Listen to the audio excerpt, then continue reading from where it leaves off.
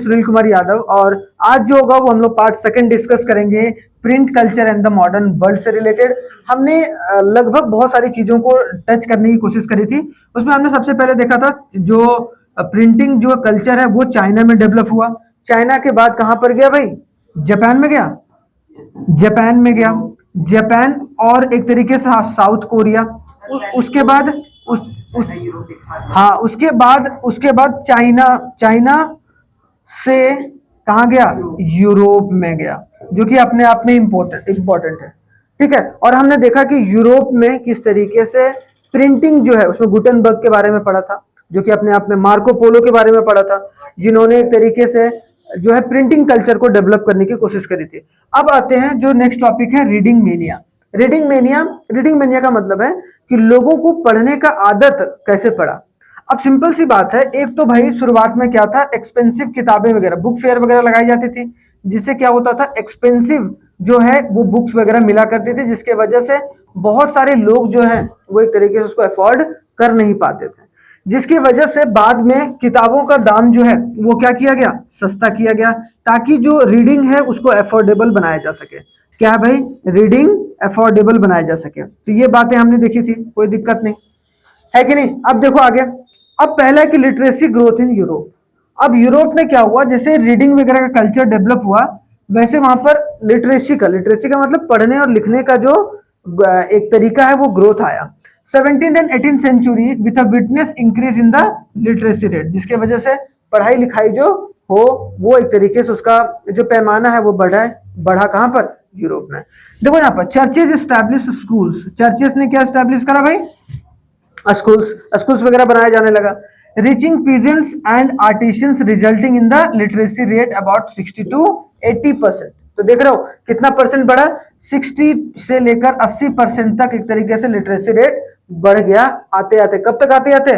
18th century के आते आते, मतलब खत्म होते होते लास्ट लेट, मतलब 17th सेंचुरी से ये स्टार्ट हुआ भाई, और 18th सेंचुरी के लेट में एक तरीके से ये 60 to 80% लिटरेसी रेट आ गया, जो कि अपने आप में बहुत बड़ा इंपॉर्टेंस रोल प्ले किया। उसमें देखो reading mania and the popular literature, कुछ इंपॉर्टेंट लिटरेचर और कुछ पॉपुलर लिटरेचर जो है, लिटरेचर मतलब देखना इसीलिए ना, सबसे ज्यादा ना जो बड़े बड़े प्ले लिखते हैं या बड़े बड़े जो आपको राइटर देखने को मिलते हैं शुरुआती जमाने में, वो सब यूरोप के, क्योंकि वहीं पर ये सब चीजें ज्यादा डेवलप हुए। चाइना ने शुरुआत तो करा, लेकिन पकड़ा किसने? यूरोप ने। समझ में आ गया? Reading mania and the popular literature print led to the virtual reading mania and with a demand of books, जिसके वजह से क्या हो गया, बुक्स का डिमांड जो है वो बढ़ता चला गया। New forms of popular literature emerge including the, देखो ये सब लिटरेचर के नाम है, कौन है भाई? एल, अब बोलोगे सर इसको भी कहानी कैसे होगा?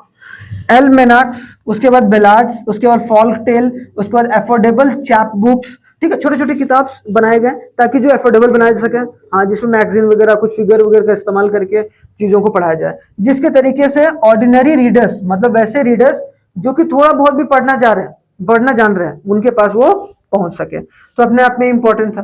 तो इसको देखो, periodic press and access to the knowledge. Periodic press का मतलब कि न्यूज़पेपर वगैरह भी जैसे सैटरडे संडे पीरियोडिकली जो है वो आना शुरू हुआ, या फिर डायग्राम के थ्रू, या फिर चीजें जो है उसको मैप के थ्रू, और जो publishing text, map and diagrams, जिसके वजह से जो है वो कहाँ हुआ, कॉमन पीपल को टच किया।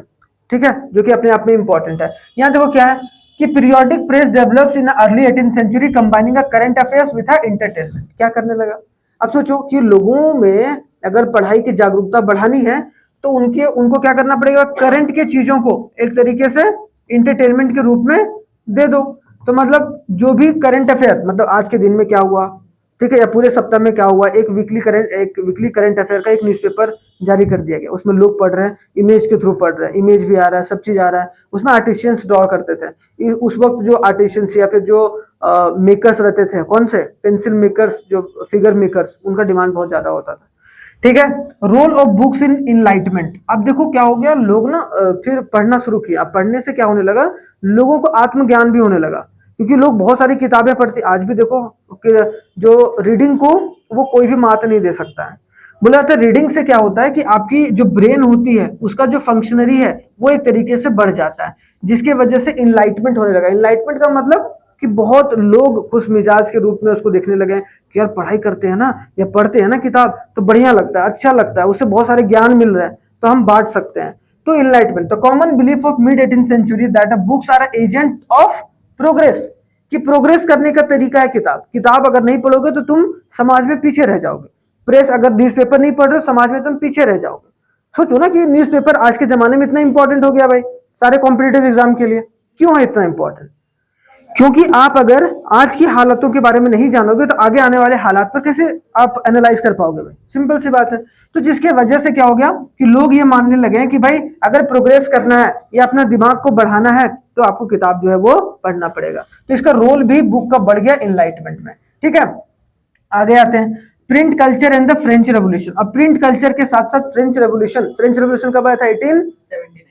1789, सॉरी 1789, 1789, ठीक है 1789 में, समझ रहे हो? तो फ्रेंच रेवोल्यूशन भी साथ ही साथ एक तरीके से हो रहा था। तो उसके तहत क्या हुआ, जो रेवोल्यूशन में हो रहा था हमने वहां पढ़ा था, फ्रेंच रेवोल्यूशन में बहुत ज्यादा जो है इस्तेमाल किया गया था प्रिंट का, लोगों को बताने, लोगों को अवेयर करने के लिए कि हम लोग क्या करने वाले हैं, कहाँ धरना देंगे, कहाँ किस तरीके से हम लोगों को रैली निकालना है। तो वो सब सारी चीजें, डिबेट का, आर्ग्यूमेंट का जो डिस्कशन वो शुरू हुआ। मतलब print culture contribute to the condition for the French revolution. French revolution में भी बहुत ज्यादा मदद जो है वो प्रिंट कल्चर ने करा था। आर्गुमेंट्स ये बोला जाता है, आर्गुमेंट्स ये दिया जाता है कि popularisation of enlightenment ideas, creation of culture and the dialogues and the debates, मतलब ये सब शुरू हो गया। मतलब लोग डिबेट करने लगे कि नहीं भाई ये गलत है, ये सही है, सरकार को ऐसे नहीं करना चाहिए, ऐसे नहीं करना चाहिए। वो सब कब कर पाओगे? जब आप पढ़ोगे तब। बिना पढ़े तुम क्या डिस्कशन कर लोगे? मान लो मैंने बोल दिया, मतलब आज से पहले तुमने कभी अमेरिका का शब्द सुना ही नहीं, अब मैंने बोल दिया कि अमेरिका अमेरिका जो है वो एक तरीके से कैसे डेवलप कर रहा है, तो अमेरिका कैसे डेवलप कर रहा है तो वो कैसे पता चलेगा भाई? पढ़ के। तो पढ़ो, ठीक है। तो पढ़ने से क्या होता है कि एक तरीके से चीजें डेवलप होती हैं, और फ्रेंच रेवोल्यूशन के तहत इसका रोल अपने आप में ही बहुत बढ़ गया था। ठीक है, ये समझ में आ गया। आगे देखो, आगे बोला गया इंपैक्ट ऑफ प्रिंट कल्चर। ये पूरा एक डायग्राम में मैंने बताया कि एक्सेस ऑफ नॉलेज, नॉलेज का एक्सेस बढ़ गया, रीडिंग मेनिया क्रिएट हुआ, लिटरेसी बढ़ गया, डाइवर्स पर्सपेक्टिव, लोगों का सोचने का तरीका बदल गया। यार ऐसे भी सोचते हैं, ऐसे भी हो रहा है, ऐसे भी जमाना चल रहा है, ठीक है, ऐसे तो हम समझते हैं। अगर आप न्यूज में नहीं देखोगे तो कैसे कैसे लगेगा कि भाई वहां पर यार जापान में यार क्या तकनीक का खोज हुआ है। अगर इंटरनेशनल मीडिया नहीं रहता या फिर प्रिंट नहीं रहता तो आज हमें समझ में आता नहीं, आता समझ में आता। क्लियर? यहाँ पे तो क्रिटिक्स ऑफ मोनार्की, मोनार्की को खत्म करने में बहुत बड़ा इंपॉर्टेंट रोल प्रिंटिंग कल्चर का रहा है। कि मोनार्की मतलब क्या? जो एक राजा जो पूरे तंत्र को चलाने की कोशिश करता था, उसमें फ्रेंच रेवोल्यूशन के कंडीशन में भी साथ दिया। और इनलाइटमेंट, आपके दिमाग, बुद्धि, सद्बुद्धि को बढ़ाने का काम भी एक तरीके से रीडिंग किया। तो अगर कहीं कुछ नहीं, अगर दिमाग लगा पा रहे हो तो ये दिमाग लगा लो कि इंपैक्ट ऑफ प्रिंट कल्चर कैसे कैसे हुआ। ये सवाल आएगा, मैं बता रहा हूँ। और इसको का इम्पैक्ट, इम्पैक्ट, हाँ यूरोप में और ऑल ओवर द वर्ल्ड में भी, ऑल ओवर द वर्ल्ड में भी ये क्रिएट हुआ। जब यूरोप बोलता था ना, पहले बोला जाता था, अभी देखो पहले ये बोला जाता था कि अगर यूरोप को जुकाम आ जाए, जुकाम का मतलब अगर यूरोप में दिक्कत आ जाए, हाँ हाँ, तो सारे पूरे विश्व में एक तरीके से जुकाम आ जाता है, असर पड़ेगा, उसका असर पड़ेगा। सेम उसी तरीके जैसे कि आज अमेरिका का। अब धीरे धीरे अमेरिका भी खत्म हो रहा है, अब धीरे धीरे इम्पैक्ट जो है वो ग्लोबलाइज हो गया, तो अपनी अपनी चीजों को लेकर। लेकिन अभी भी एक तरीके से अमेरिका का इम्पैक्ट जो है ऑल ओवर द वर्ल्ड में। अमेरिका की इकोनॉमी में कुछ गड़बड़ी होता है, उसकी वजह से सारी इकोनॉमी जो है वो गड़बड़ा जाती है। क्यों? क्योंकि सारे का लिंक जो है वो डॉलर से देखने को मिलता है, और डॉलर किसके हाथ में लगभग समय आपको किसमें? देखो इनलाइटमेंट थिंकर्स अभी बताएं कि लिटरेचर मॉकिंग रॉयल्टी मतलब क्या? देखो यहाँ पर बहुत इंपॉर्टेंट है लिटरेचर। अब बहुत सारे जो लोग थे वो अपना एक हाउस बुक खोल लिए भाई, मतलब जो राइटर्स थे, राइटर्स ने हाउस बुक खोल लिया। अब वो क्या मांग करने लगे? रॉयल्टी चाहिए। आज आप किताब छापो तो किताब बेचा जाता है, तो उससे रॉयल्टी आपको मिलता है ना जीवन भर। जीवन भर जहाँ कहीं भी किताब, मान लो कि कोई एक पब्लिशर है, मतलब मान लो कि स्काइनॉमिक्स पब्लिशर है। स्काइनॉमिक्स क्या है भाई?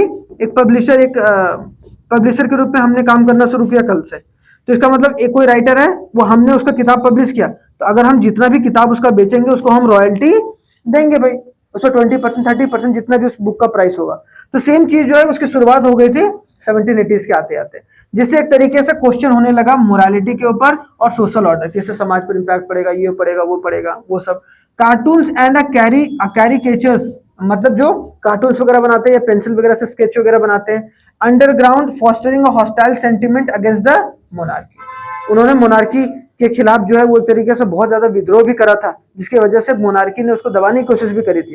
तो अंडरग्राउंड भी हो गया था कुछ दिन तक वो लोग कि भाई हमारे खिलाफ जो है, क्योंकि लोगों को ज्यादा भाषा समझ में नहीं आता था, लेकिन तस्वीर बना दे कि भाई वो राजा जो है वो ढुसुम कर रहा है, ढुसुम मतलब हाँ मतलब ऐसे इमेज बना रहा है और आम जनता को मार रहा है, ऐसा कोई इमेज है। जैसे कि हमने वहां देखा था, किसका किसका इमेज देखा था फ्रेंच रेवोल्यूशन में सबसे पहले, फ्रेडरिक सोरियो का, देख रहे हो। अरे हाँ, तुम्हें एक बात बता रहा हूँ ना, मार खाने का मतलब थोड़ा ना, मैं एक बात बता रहा हूँ कि एक इमेज कितना इंपैक्ट डाल सकता है, जिसकी वजह से सब एक तरीके से अंडरग्राउंड हो गए थे कुछ दिन के लिए। Print influence the public opinion, और पब्लिक के ओपिनियन को भी एक तरीके से बढ़ाया गया, जैसा कि मैंने बताया। समझ में आ गया। तो प्रिंट कल्चर का इंपैक्ट पूरे यूरोप में और ऑल ओवर द वर्ल्ड में कैसे रहा, ये हमने समझ लिया भाई। और रीडिंग मेनिया किस तरीके से क्रिएट हुआ। आगे आ जाते हैं 19th सेंचुरी में। हमने देखा भाई 18 सेंचुरी तक आते आते जो चीजें हैं वो एक तरीके से क्या हो गई, क्या हो गई, बदल गई। और जो लोग थे वो पढ़ना और लिखना बहुत हद तक सीख चुके थे, जो कि अपने आप में एक बहुत बड़ी बात थी, है कि नहीं। तो यहाँ पर देखो मास लिटरेसी देख रहे हो, जिसकी वजह से लिटरेसी, पढ़ने लिखने की जो क्षमता है वो बहुत ज्यादा बढ़ गई 19th सेंचुरी आते, और पढ़ाई को तवज्जो दिया जाने लगा। 19th सेंचुरी से पहले यहाँ पर कोई अपने बच्चों को स्कूल भेजने तक नहीं जाते थे। यहाँ तक कि बता रहा हूँ, दादा परदादा से पूछ लेना, उन लोगों को ना जिसको 10वीं पास अगर होता था ना उसको डायरेक्ट नौकरी लग जाता था, डायरेक्ट 9वीं पास में 8th पास में डायरेक्ट नौकरी लगा है, ऐसे ऐसे लोग हैं। मतलब उस वक्त ये स्थिति थी, और आज की स्थिति देख लो, लोग डिग्री लेके घूम रहे हैं, उसके बावजूद भी नौकरी नहीं मिल पा रहा।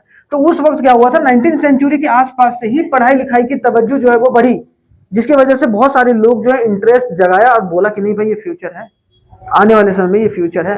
तो यहाँ पर क्या बोला गया, mass literacy 19th century in Europe, ठीक है। और देखो न्यू रीडर्स, नए नए रीडर्स भी आना शुरू हो गए।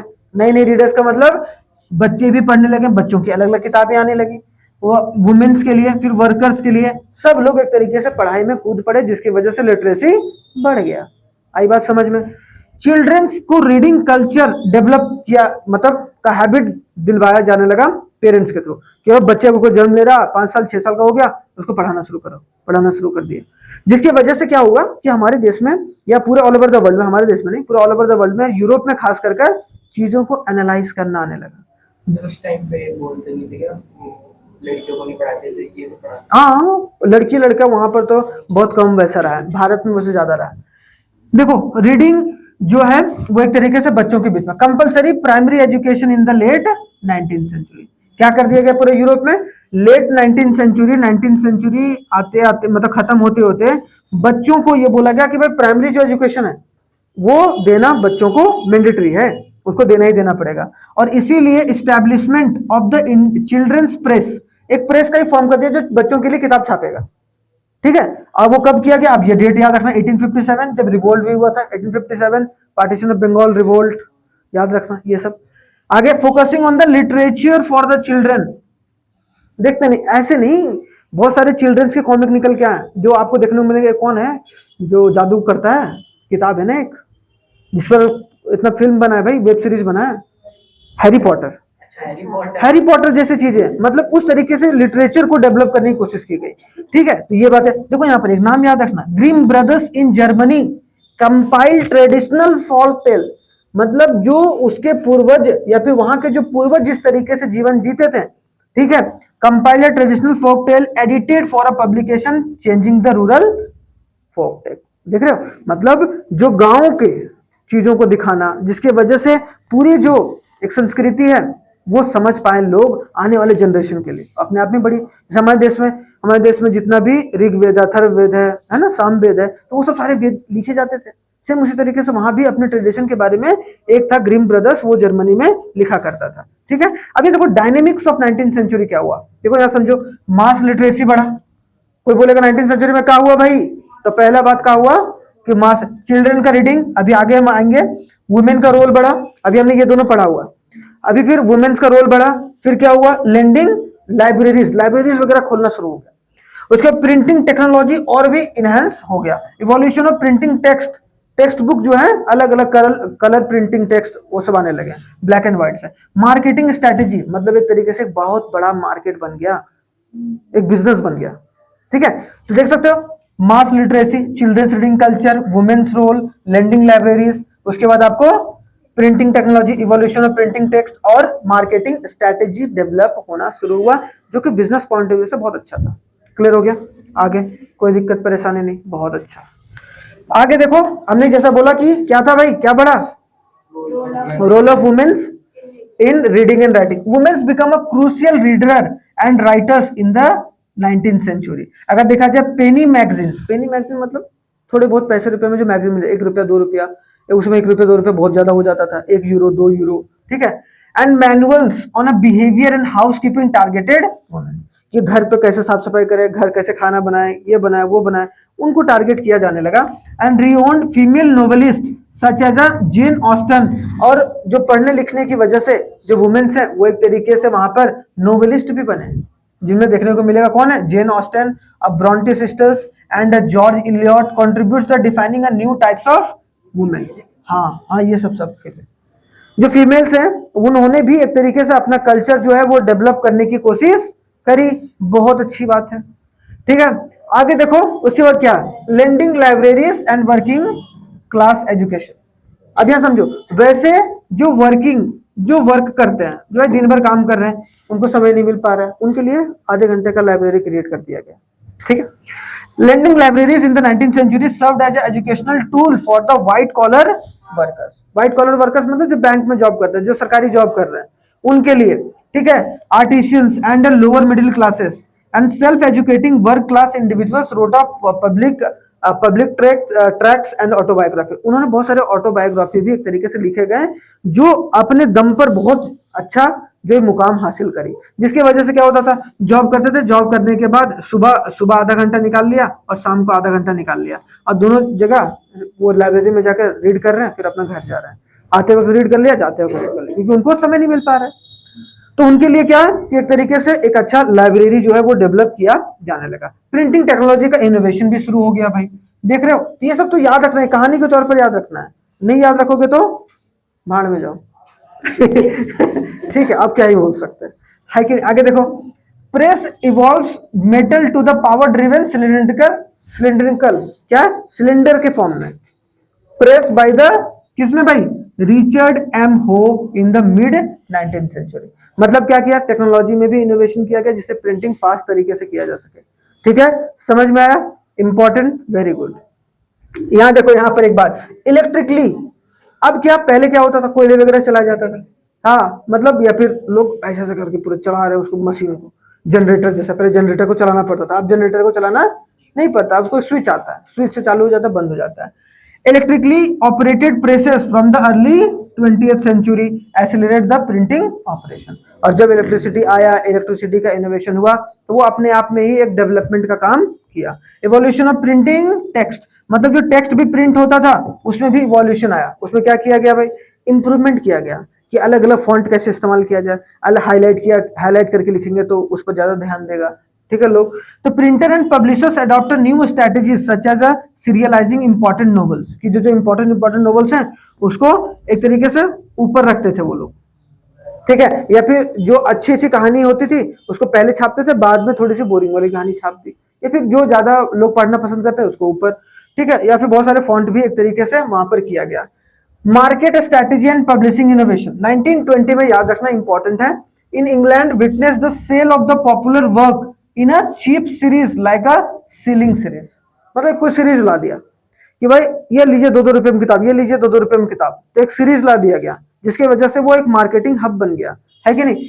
देखो 20th सेंचुरी आते आते इनोवेशन जो है वो अपने आप में ही बढ़ता चला गया, जिसके वजह से जो है आपको देखने को मिलेगा 1930 में ग्रेट डिप्रेशन आया था, और वो ग्रेट डिप्रेशन से क्या हुआ था, बहुत ज्यादा एम्प्लॉयमेंट कम हो गई थी, जिसकी वजह से बेरोजगारी बढ़ गई थी यूरोप और अमेरिका वगैरह में। और यहीं पर ज्यादा जो है वो एक तरीके से क्या होता था, बुक वगैरह परचेस किया जाता था, है? तो ग्रेट डिप्रेशन से क्या होता है कि जब पैसे जो है वो एक तरीके से इकोनॉमी में खत्म हो गए, मतलब बुक्स में हाँ, उतना लोग डिमांड ही नहीं कर रहे हैं, डिमांड ही नहीं कर रहे हैं, पढ़ना ही नहीं चाह रहे, क्योंकि पैसे नहीं लोगों के पास। जब पैसे रहेंगे, काम रहेंगे, तभी तो वो एक तरीके से खरीदेंगे। तो इसका मतलब क्या हो गया? इंट्रोड्यूसिंग अ डस्ट कवर और a book jacket during a great depression in 1930s, publisher release a cheap paperback edition to sustain the book purchase. मतलब सस्ते सस्ते, क्योंकि लोगों पर पैसा नहीं था, पैसे खत्म हो गए भाई, जिसकी वजह से क्या हो गया? क्योंकि काम नहीं है, डिमांड नहीं मार्केट में, जब सामान ही नहीं बिक रहा है तो इंडस्ट्री वर्कर्स कैसे काम करेंगे? तो वो लोग अनएम्प्लॉयड हो गए, जिसका जो इम्पैक्ट है वो आपको देखने को मिलेगा। ठीक है, India and the world of print, ये हम लोग कल से स्टार्ट करेंगे, ठीक है, क्योंकि यहां से थोड़ा सा और भी इंपॉर्टेंट है। तो यहां तक समझ में आया? यहां तक समझ में आया, कोई दिक्कत नहीं। कल से हम लोग India and the world of print को स्टार्ट करने की कोशिश करेंगे, ठीक है। चलिए, थैंक यू वेरी मच, जय हिंद, मिलते हैं नेक्स्ट क्लास में। तो धन्यवाद।